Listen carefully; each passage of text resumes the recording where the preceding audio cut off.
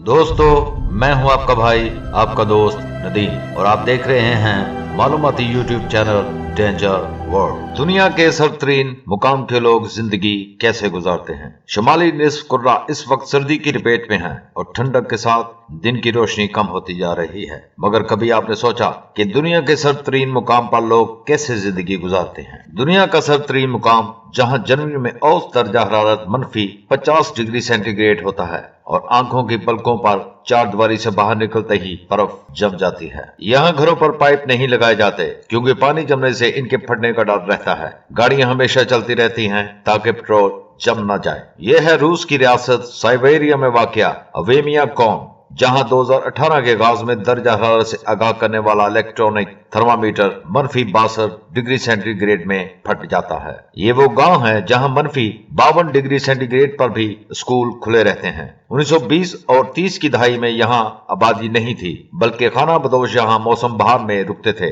फिर सोवियत हुकूमत ने इसे मुस्तकिल आबादी में तब्दील कर दिया। 1933 में यहाँ -67.7 सेंटीग्रेड दर्जा हरारत रिकॉर्ड किया गया था, जो शुमाली निस्फ कुर्रे में सबसे कम दर्जा हरारत तस्लीम किया जाता है। अगरचे यहाँ ठंड से पलकें मंजमद हो जाती हैं, मगर रोजमर्रा की जिंदगी रुकती नहीं। यहाँ औसत दर्जा हरारत भी आमतौर पर -40 के इर्द गिर्द रहता है। इतनी सर्दी को सोचते हुए यहाँ इंसानी बस्ती का ख्याल नाकाबिले यकीन लगता है, मगर वहाँ अब भी लोग बसते हैं। मॉस्को से 7000 किलोमीटर दूर वाक़या दुनिया का सरतरीन मुकाम समझे जाने वाले इस गाँव में 500 लोग मुकीम हैं। यहाँ के रहने वालों के पास मवेशी और माहीगिरी आमदनी के बड़े ज़राए हैं। फार्म में गाय तो मौजूद हैं, मगर वह जून से अक्टूबर तक ही दूध देती हैं, जबकि हिरन ही वह जानदार है जो यहाँ पाले जाते हैं। यहाँ पर घर ऐसे तमीर किए जाते हैं जो सर्दी को बर्दाश्त करने की सलाहियत रखते हैं, क्योंकि लोगों का ज्यादा वक्त घर के अंदर ही गुजरता है। जहां तक मछलियों की बात है तो वो पानी से बाहर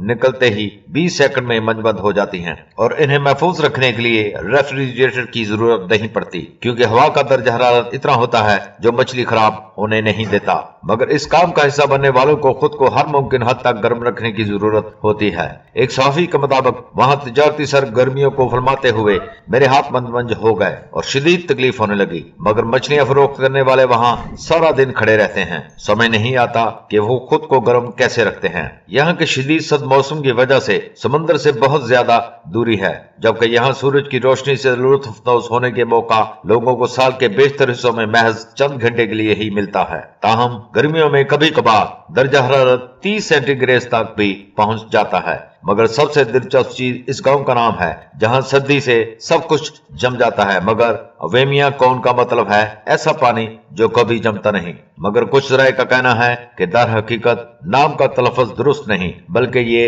ह्यूम है, जिसका मतलब मंजमद झील होता है।